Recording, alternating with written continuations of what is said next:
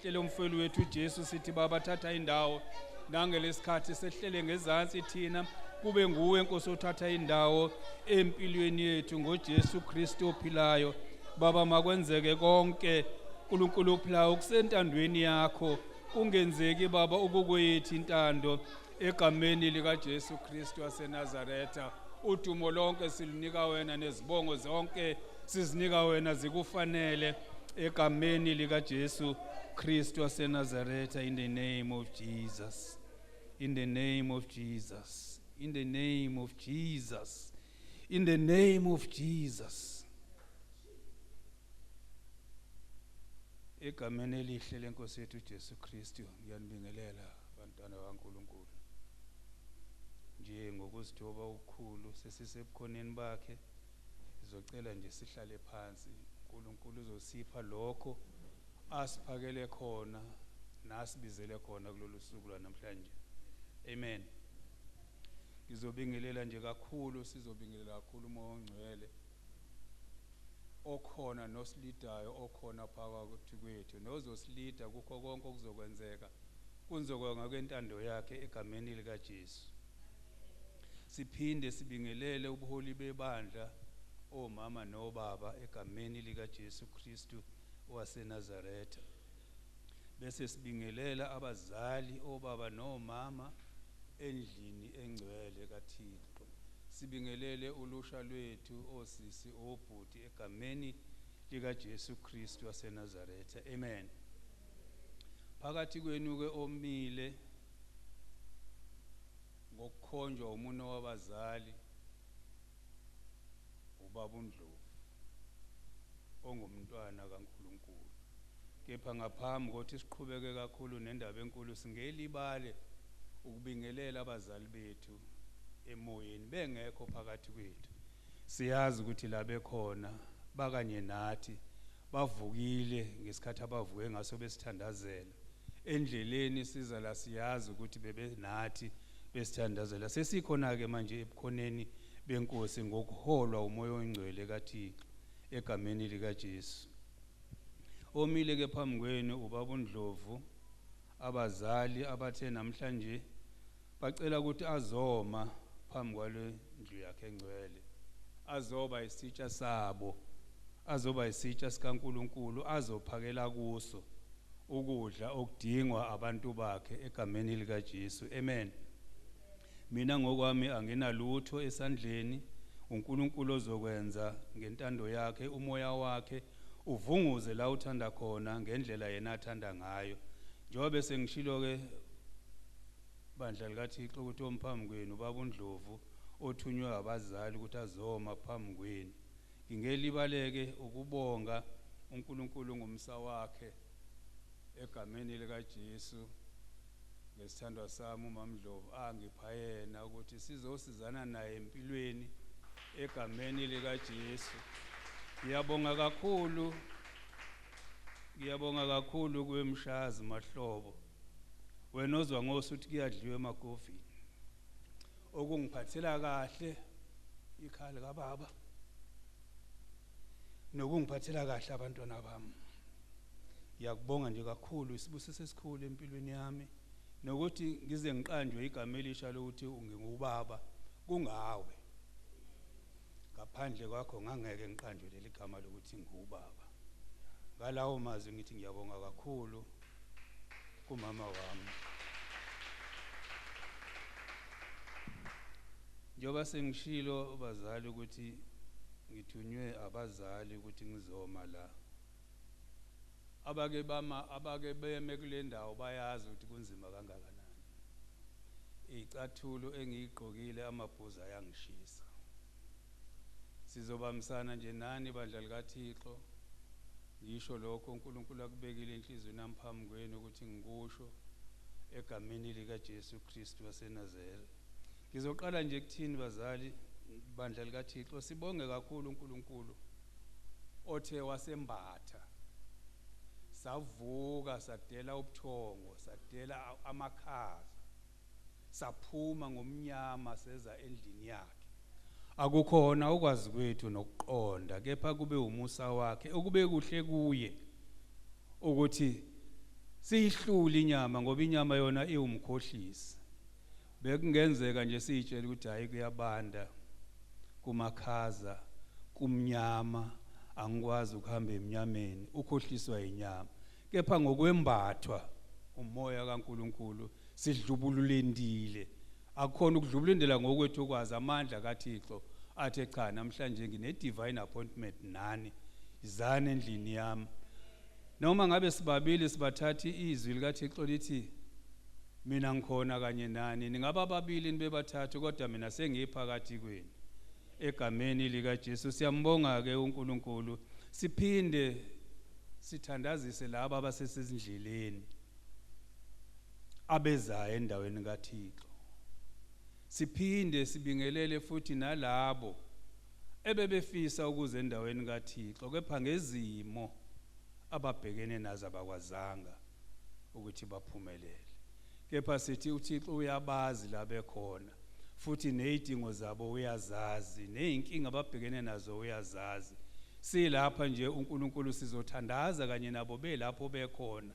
Yena uyezwa ngoba akukho la ingafinyeleli khona egameni lika Jesu. Amen. Singalibalike ukuthandazisa nalabo ukubonga nalabo abasibuka ko YouTube ngoba izwi likaThixo akukho la lingafinyeleli khona. Lifinyele kuzo zonke indawo. Siyabonga nje ukuthi ngokuhlakanipha kukaThixo ehlakaniphe ngaphezulu kwethu sonke, ehlakaniphe ngaphezulu kwemvelo yonke, wakwazi ukwenza social media laba ukuthi izwi lakhe ngoba kubalekile ukuthi lihambe lifinyelele kuyo yonke indawo egameni lika Jesu Kristu. Ngisamile nje kunezwi elakhulunywa ubaba kaBaba Sivule Indlebe Relem. Wathi size singakhathazeki futhi kungasihluphi ukubona amabandla emaningi kangaka emhlabeni. Amen. Amabandla emaningi kangaka nje emhlabeni adalwe uThixo ukuze izwi lakhe lifinyelele kuzo zonke indawo. Ngoba uma kwakungaba iCKC kuphela yayingawenelisa nini wonke lo mhlaba ongaka. So nje lelo zila ngithinta kakhulu emthandazweni yami ubaba uNkomonde umkhulu kuthina, umkhulu uNkomonde mayikhuluma lelizwi. Ngase ngiyabuka ukuthi ngoba thina abantu siyahlulela siyisisho namabandla athize ukuthi leli bandla liwukuthi leli bandla liwukuthi, siyazibona ukuthi siphambene nentando kaNkuluNkulu. Ngazibuyisela uNkulunkulu ngacela uxolo ngathi baba angisophinde kube khona ibandla engizolibeka isici kanti njengoba ekhona wonke abekwe uwe ukuthi izwi lakho lize ligcwaliseke emhlabeni. Amen. So nje nomunye bazalwane ngithi asikhumbuzane ngaleli izwi engalithola. Sengithi anginihlephulele ukuthi nobe senalokho enhlizweni yakhe ukuthi ibandla elithize liwukuthi ibandla elithize liwukuthi, hayi akukhona okwakhe lokho uNkulunkulu wakudala ukuthi amabandla abe maningi kangaka ukuze izwi lakhe lifinyelele kuyo yonke indawo ngesikhathi esifanele. Amen.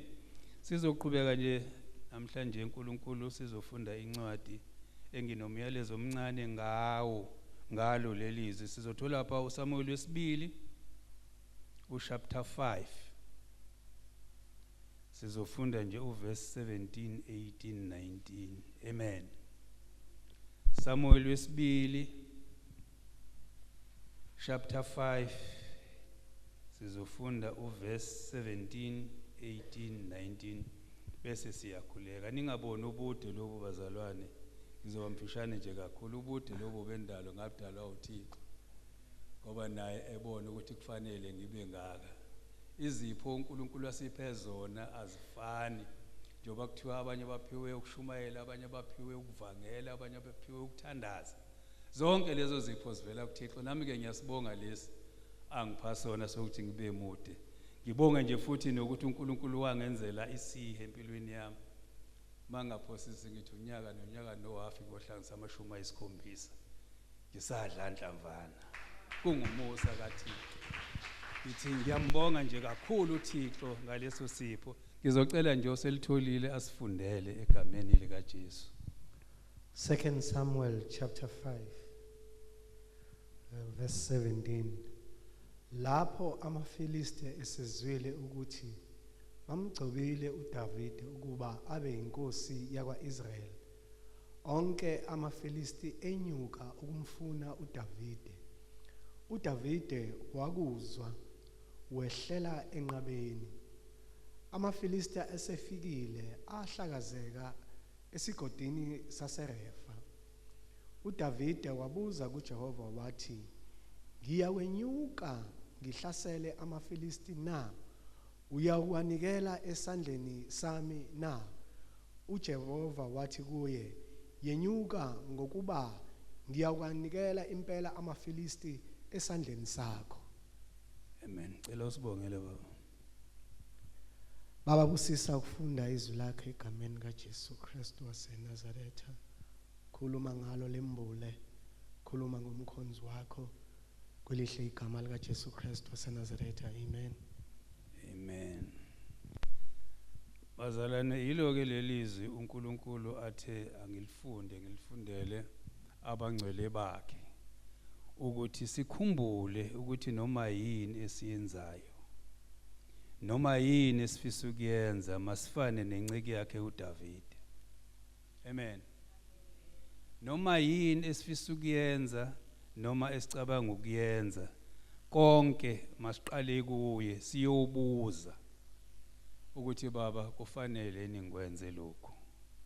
Ziningi izimpi esibhekana nazo empilweni kulomhlaba esiphila kuwo. Kungenzeka ekhaya unenkinga emndenini, abantwana anizwani nabo, kepha ngaphambi kokuthi uthathe isinqumo sokuthethisana nabo, buza kuThixo ukuthi baba ngithini mina kulabantwana, ngibayale ngithini. Yena uzokupha icebo. Kungenzeka ngisho emsebenzini la usebenza khona kunesimo esingesihle kuma colleagues akho noma kubaphathi, kepha wena yehlela endaweni yakho yokuthandaza, uyobuza kuThixo ukuthi Thixo uma kunje ngenze njani. Asibe umfuziselo wenceke yakhe uDavide, okwathi uma esegcotshiwe kwaba kube emehlweni amaFilisti ukuze ukuthi uDavide usegcotshiwe, ngoba amaFilisti lawa ayewazi amandla kaDavide ukuthi njobe esegcotshiwe seyinkosi uzoba yinkinga empilweni yethu. Ngakho ke amemana ahlaba umkhosi ukuthi nizwile yini ukuthi uDavide usegcotshiwe ukuthi abe yinkosi. Ngakho asikhuphuke, sikhuphukele entabeni la siyomhlangabeza khona nala siyolwa naye. Bonke baqoqana ngokuvumelana, benyuka ngokwenyuka impela amaFilisti ukuthi egameni likaJesu esihlanganele ukuyolwa nenceke kaNkuluNkulu. Kepha uDavide kuzwa lokho ukuthi kanti amaFilisti aseceba icebo ngaye, kuyena akuzange kube nzima ngoba wayazi ongakuye ukuthi mkhulu, kepha wehlela endaweni yakhe yokuthandaza wayobuza kuNkulunkulu, baba ngiyini kuyolwa nalamaFilisti? Amen. Baba ngiye yini ukuyolwa nalamaFilisti? Baba ingabe lamaFilisti uzowakhaphela yini esandleni sami? Amen. Impendulo kaNkulunkulu, ngoba uNkulunkulu masikhuluma naye sicela kuye akakwazi ungasiphenduli.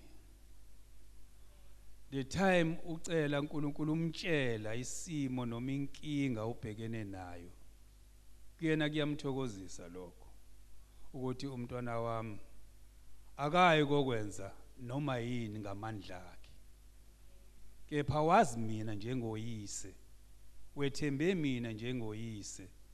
Mina ngiyisikhukazi, yena uyitshwele engizomfukamela ngamaphiko ami. Akukho ongamthinta ngithi uheshana usoze ufike kuye, ngoba mina sikhukazi esiwuyise sengimfukamele ngamaphiko ami.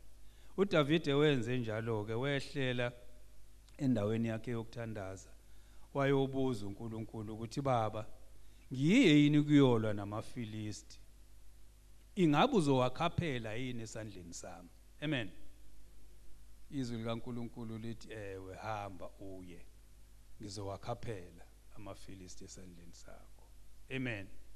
Siyambonga nje kakhulu uNkulunkulu ukuthi kanti uyakwazi ukuthi abantwana bakhe abalalele esimeni abasuke bebhekene naso, ebese bayimpendulo futhi kubo ngaso leso sikhathi. Nathi siyambonga uNkulunkulu esenzele umusa ekseni, savuka kumgqibelo ekseni kubanda kumnyama, sakhuphukela endlini yakhe ukuzoqala usuku lwempela sonto. Usuku lwempela sonto usuku olunezinto eziningi ezenzekayo empilweni. Abanye bayojabula, bayoshadisa, abanye kuyilokho, abanye bayongcwaba, abanye baye emaphathini. Akusho ukuthi thina asiyi kulezo ndawo. Nathi lezo ndawo siyahamba, siyakwazi ukongcwaba abakhethiweyo bethu, siyahamba siyoshadisa, senze lokho nalokho. Kepha sibonga umusa kaNkulunkulu osigqugquzela ukuthi noma ngabe kunjalo, kepha qalana enqabeni yami, khuphukelani endlini yami qala, niyobuza ukuthi sikwenze yini lokhu, siye yini kule ndawo.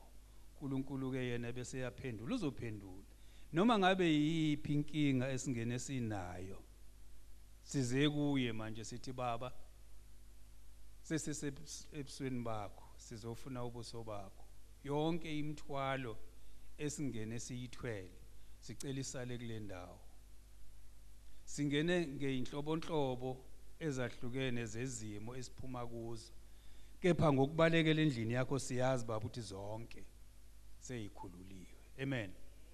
Asinakho ukungabaza lokho ukuthi njoba sesingenile endaweni yakhe zonke seyikhululiwe, zonke besiyiphethe nebezisiphethe kabe emoyeni enyameni, ngokungena nje endlini yakhe seyikhululiwe. Kuwumusa lo kaThixo asenzela wona, ngoba yena uhlakaniphe ngaphe kwakho konke, wayengeke adala izulu nomhlaba nakho konke okukuwo, ebesethi kuhle. Eseqedile ebesethi wakha umfanekiso wakhe lo oyithi. Bazalwane, sibusiseke kakhulu. uNkulunkulu konke okusemhlabeni ukubeke ngaphansi kweinyawo zethu, but ilokho kodwa uNkulunkulu akakubeka enhlizweni yami mangifunda lelizwi ukuthi njengoba edalile izulu nomhlaba, waseyama, wayinika isikhathi, wabuka, wathi konke kuhle. Kungenzeka yini wena kube khona okubo okubonayo ukudalwa uJehova? Ilokho enhlizweni yami hlale ngadlinza kakhulu ngakho, ukuthi kukhona yini mina engingathi kubi uJehova akudalile, ekubeni yena wakudala, waseyama, wakubuka, wathi konke kuhle.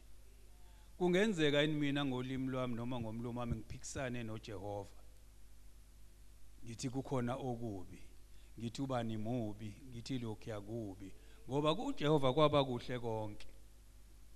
Sengathi uNkulunkulu angasisiza empilweni zethu, noma kuthiwa izinto zinjani, simethembe, simkholwe, singaphikisani naye noma yikuphi, noma okukodwa kwezinto ayidalile, singaphikisani naye. Size sifane nalamadoda amabili, uAbraham noJobe, abamthemba uNkulunkulu ebuhleni nasebini, okwathi noma sezibavukela, ezibavukelayo kakhulu uJobe, sekuphele konke ingcebo yakhe nokuhlakanipha nokwazi, kepha wama wathi ngiyamazi umdali wami. Wahlula unkosikazi, esethi unkosikazi ethuka lo nkulunkuluwana wakho, akasambizi nangonkulunkulu, sembiza ngonkulunkuluwana wakho. Mthuke ufe ngoba isimo kuso asisabekezeleki, isimbi. Wathi unkosikazi oyisiwula, singemukele okuhle kodwa kuJehova. nokubi siyakwemukela. Kufakazela ke lelizwe engisanda kukhuluma ngalo ukuthi kukhona yini esingathi kubi okudalwe uJehova. Asinawo amandla okubeka indalo kaJehova ububi ngoba yena walikhipha ngomlomo wakhe wathi konke kuhle. uNkulunkulu ke ilelizwe nje bazali bami, dodadewethu, amadodakazi, amadodana, athe uNkulunkulu angizolishare nani ukuthi noma ngabe yini esiyenzayo empilweni asiqale siyobuza yena. Noma ngabe kuhle, noma ngabe kubi, noma ngabe uzithemba kangakanani ukuthi wena nginamandla okukwenza lokho, kodwa hamba qala uyobuza uNkulunkulu ukuthi Baba ngikwenze yini lokho, uzothola imvume kuye yokuthi ukwenze. Siyazi kuyenzeka siyithembe ngamandla ethu, sijimile, sikhulile, sibade, siyikho konke, sitshela ukuthi singakwenza lokho esibhekene nakho ngawethu amandla. Singabaqamba imanga. uNkulunkulu onikana amandla okwenza noma yini empilweni. Yabonga nje kakhulu uNkulunkulu ukuthi usivusile kulolu suku lwanamhlanje, wathi asize enqabeni yakhe sizothulula zonke inkinga esinazo. Mayethu uJobe akukukhona okubi okuhle kodwa singakumukela uNkulunkulu, iqiniso engenakuphika. Uyazi silapha nje abanye baholile bajabula inhliziyo zinhle. Silapha nje abanye abaholile abanalutho abazi mabebuyile emakhaya bazofika ebedleni. Konke lokho kudalwe uJehova. Asinakho futhi ukuthi sithi kubi. Konke uJehova kudale ngoba konke kunesikhathi sakho. Kepha uNkulunkulu enomusa wawugcwalisa umoya wakhe kithi ukuthi asize kuye sizombikela ukuthi baba nasi isimo engibhekene naso. Ngenze njani? Sizophuma sinawo amacebo. Nginika isiqiniseko sokuthi sizophuma sinawo amacebo ngoba asiyanga kwenye indawo kufuna amandla kwezinye indawo. Kepha size kumdali wethu ukuzobika ukuthi baba nakho nabanye abazobonga kuhle emehlweni kaJehova ukuthi mayisekwenzele okuhle ubonke. Na umntwana ongabongi ngeke uzucabange ukumenzela okuhle ngoba akabongi. Kodwa umntwana obongayo noma yinini noma engekho uhlala umcabanga ukuthi umntwana wami, umntwana wami, ngoba uthe sewumenzelile okuhle wabonga. Nalabo ke uNkulunkulu wami abangakabi sesimeni sokuthi bakubone ukuthi wena uNkulunkulu, bembulele imfihlakalo yakho, bahlale ezwini likaJobe okwathi engasenalutho kodwa wathi ngiyamazi umdali wami, futhi angeke simukele okuhle kodwa kuye ngoba konke kwadalwa yena, okuhle kwadalwa uye, okubi kwadalwa uye, ukuze zonke lezi zinto lithi izwi kusebenzelana kube okuhle. Uyazi kwesinye isikhathi ukudlula endaweni enzima ulahlekele okuthize kanti uyozuza okuthize. Angithi usuyabona manje ukuthi konke kusebenzelana kube okuhle. Kube nempi phambi kwakho, mhlambe nje ngilinganise isilinganiso mhlambe singeke sibe sihle sokuthi uthi uphuma ngemoto shayise ngemoto. Shayise ngemoto excuse ngimthethelele. Ekushayiseni kwakho ngemoto uhambo lwakho selimile alisenzeki. Kanti uJehova khona akuvikela khona. Kanti uJehova uthi hlala nazi into zakho seyifikile. Azingafiki ungekho. Njengoba ngisho nje ngithi konke kusebenzelana kube okuhle. Asingasho thina ukuthi kukhona okubi okudalwe uJehova. Ila umazi nje uNkulunkulu ngiphe wona ukuthi ngiwashare nabantwana bakhe. Kodwa mhlambe nje ngizocela sidlulele lapha kumahubo 136. Sengivala ngicela nje sivule amahubo 136. Mhlambe osetholile angifundele wona amahubo 136. Amavesi nje awu4 noma u5. Amen. Amahubo 136 isihloko sakhona sithi ukubonga uJehova ngizimangaliso zakhe zomusa wakhe ongunaphakade. Bongani uJehova ngokuba muhle, ngokuba umusa wakhe umi phakade. Bongani uNkulunkulu wawonkulunkulu ngokuba umusa wakhe umi phakade. Bongani inkosi yamakhosi ngokuba umusa wayo umi phakade. Yona engoyedwa owenza izimangaliso ezinkulu ngokuba umusa wakhe umi phakade. Owenzile izulu ngokuhlakanipha ngokuba umusa wakhe umi phakade. Amen. Yeah. Kulapha uverse 4 noverse 5 umoya wami uyathinteka kakhulu. Mawuthi yona engoyedwa owenza izimangaliso ezinkulu ngokuba umusa wakhe umphakade. Amen. Inhliziyo yami ngizwa ifikelwa umunyu kakhulu. Ngizibuze umama wethu umama Mahlaba ujwayele ukusho lamazwi ukuthi uma ngingasuka kuye ngingayapi. And lamazwi uwasho deep enhlizweni yakhe ngoba uyazi uJehova la imsuse khona. Uyazi futhi uJehova la imbeke khona. Ngoba uJehova yena wenzile izulu nomhlaba ngokuhlakanipha ngokuba umusa wakhe umphakade. Enhlizweni yami nje mangifunda lamazwi nginobufakazi obunzima empilweni yami. Ya sekuthatha isikhathi ngifisa ukukhipha lokho enhlizweni yami kodwa kungenzeki. Ngesikhathi seCovid bazalwane mina bengomunye weCovid. Ngikhumbula ukuthi ehotini esasihleli kuyo kwafika isikhathi la kuthiwa amamoshwala asegcwele. Kwavele kwahenqwa nje kanje ehotini. Ubuthi mawufa ngala thatha uphose ngala kwekhethini. Kulindele ukuthi emoshwali khona ozofika isihloko esithize sizothatha isihloko saso bese kuthathwa la kuyofakwa lapha. Kulimale la kuthathwe la kufakwe la.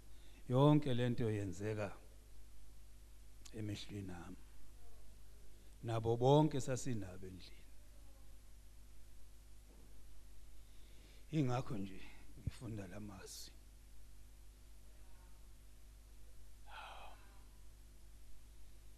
Ingakho nje enhlizweni yami amazwi kaMama Mahlaba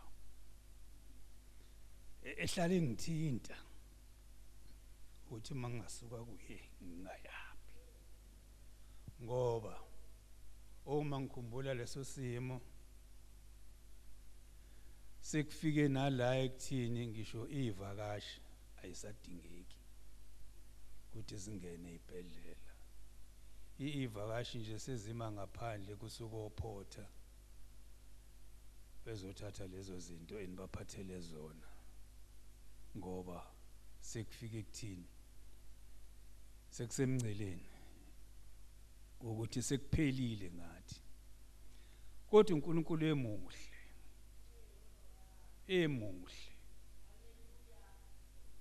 Ingakho nje ngithi angazi ukuthi yini engambonga ngayo. Ubuhle angenzele bona empilweni yami. Ngikhumbula unkosikazi ngoba kwathi kungomhla ka22 23 sakhishwa nabanye sasinabo. Usubona futhi ukuthi sikhishwa nje ukuthi hayi asambe sothulela emakhaya. Nesibhedlela sisenayo indawo ukusigcina. Unkosikazi wamathandazo umthandazo wodwa. Wathi Nkosi ngalo mphefumulo ngiyokwenza noma yini empilweni yami ukuthi ungigcinele lo mphefumulo. bantwana bami basebancane, angisebenzi, ngizokwenza njani? Konke Thixo ngikubeka ezandleni zakho. Mina ngiyokwenza noma yini oyishoyo empilweni yami. Mawungigcinele nje lo mphefumulo. Isethembiso leso esenziwa uNkosikazi wami. Ngempela uNkulunkulu emuhle ngavuka. Nakho namhlanje ngohlanganisa u7.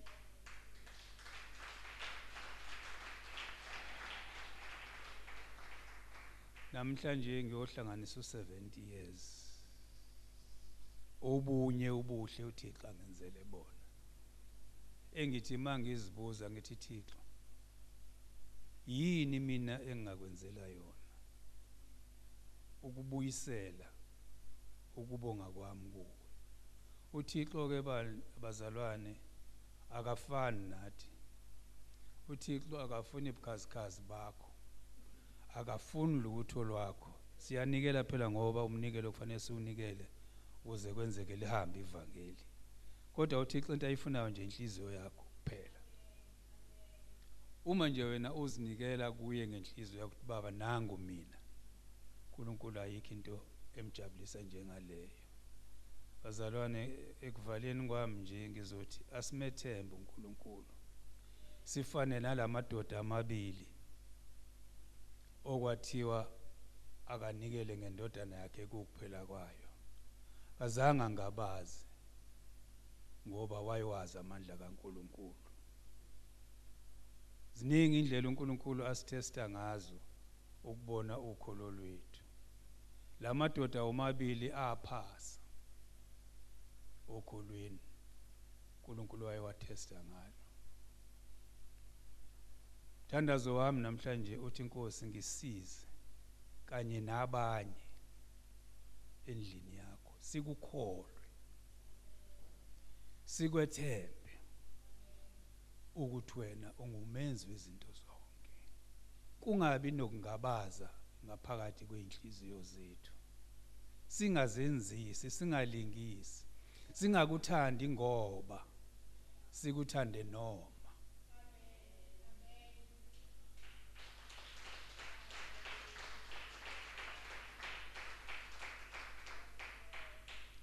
uNkulunkulu asingamthandi ngoba esenzele izinto ezinhle kuphela. Asimthande noma kufika izimo ezimbi. Kunomhlabeleli nje othi indlela idlula la uma sekufika isikhathi sokuphela. Lo mthandazo, lo mhlabeleli angihambisani nawo, ngiyaphikisana nawo. Ngoba uNkulunkulu ziningi indlela ayikhombisayo kubantu bakhe afuna izinto zenzeke ngayo. Uma wena uzothi ukufa ikhona okuyindlela yokuya kuNkulunkulu, cha, hayi ngiyaphikisana nalokho. uNkulunkulu nje sengathi angasisiza sihuba amahubo njengoDavide. Abahuba amahubo bathi noma ngidlule esigodini sethunzi lokufa, angikwesaba okubi ngoba wena unami. Ngisho njalo bazalwane ukuthi asithandeze lo mthandazo, simkholwe uNkulunkulu, kakhulu simbonge nangabazali bethu abasivulele lo mnyango ukuthi singene kuwo. Masikhumbule emuva umkhuleko wangumgqibelo wakwangabikho isikhathi eside, kodwa uNkulunkulu wakhulumisana nempilo zabazali ukuthi cha, isizami somile, sivulele emthonjeni sikwazi ukuyophuza. Silapha nje sizophuza emthonjeni okuphila, umthombo kaNkulunkulu. Sengathi kungaba yilo nalo masiphuma la azi ukuthi uThixo unaye. Akungathi ngoba ehlangabezana nezimo ahlangabezana nazo ezimbi besethi uNkulunkulu ungilahlile. uNkulunkulu akakulahlile, uNkulunkulu akasoza kulahle. uNkulunkulu wayengeke akudale ube umfanekiso wakhe kanti uzokulahla. Kanti futhi angakulahla uma wena umlahlile, wena oqala ukumlahla. Mawusumlahlile yena kufanele enze njani? Wena oqala umlahla. uNkulunkulu akamlahli umuntu, kepha uthina esimlahlayo uNkulunkulu. lolo kholo nje sengathi lungesuke kithi. Sibonge nje abazali bethu kusivulela leli thuba. Sibonge nje noNkulunkulu ukuthi eminyameni emakhazeni usicushisile saye safikela. Sizothandaza nje sengihlala phansi sizocela ubaba uThabethe asihole emthandazweni bese senzela nememezelo sivalele. uNkulunkulu akasisize nje ngakho konke empilweni zethu ukuthi singadangali noma ngabe sehlelwa okunjani size singadangali. Ngizofika COVID nje ngiphuma ku TB. Ingakho ngithi inkosi angazi ukuthi ngingakwenzelani ngoba lezi zifo zombili ziyizifo ukuthiwa ayilapheki. Asikho isifo esingalapheki uNkulunkulu. Asikho isifo esingalapheki kuNkulunkulu. Ningithethelele bazalwane ubufakazi bami mhlambe bude mhlawumbe abanye kuzobakhuba. Kepha ngithulula umoya wami phambi kwaNkulunkulu. February last year dadewethu ubanjwe icancer. Sihambile naye from February last year kuze kube manje. Abaningi basala endleleni kodwa dadewethu uyaphila.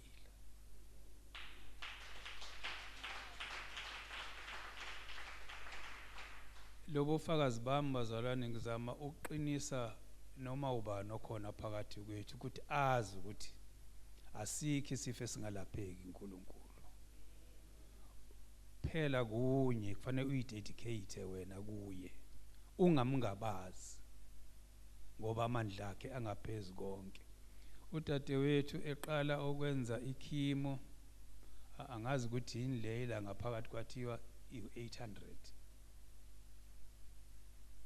amagciwane noma yini engonge umhlwehle wakhe wonke. Kepha can't believe kathi sile njengolwesine bathi kusele only 12.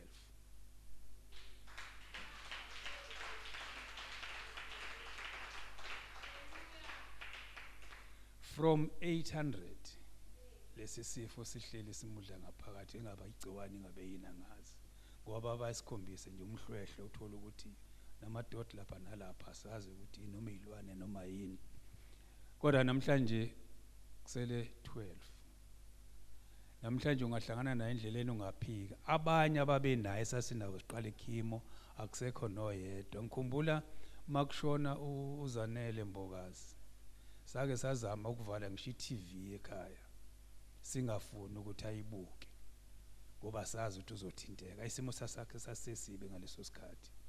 Wathi hayi makoti kabhodi nawe bhodi ivule iTV ngiyazi namhlanje umncwabo kaZanele. Sabukana sangazi ukuthi sithini kodwa uNkulunkulu uNkulunkulu emuhle nakhona lapha icebo waliveza. Ngathi ngimuzwe nje unkosikazi wayithi hayi sikwiza sami ungaphatheka. uZanele ivele lento kuyena stage sesiphezulu kakhulu. Kuwena lento ivele stage sisephansi uzosinda. Kodwa kwaba sengathi nje ukumduduza kodwa kuthe makhamba inyanga kuzala ko November December kwaqala kwashona yazi ngikhumbula siyomthatha ngenyilanga engikhombisa obhozo ethi bhoti buku uyababona obhozo bami ngoba obhozo babemnyama nje ubona iscreen sefoni sebeqala emuva beklineka beya ngokumhlophe kuyophuma phambili. Wathi bhoti usuyangibona ukuthi ngiyaphila ngezwe ngaphakathi nginejoy.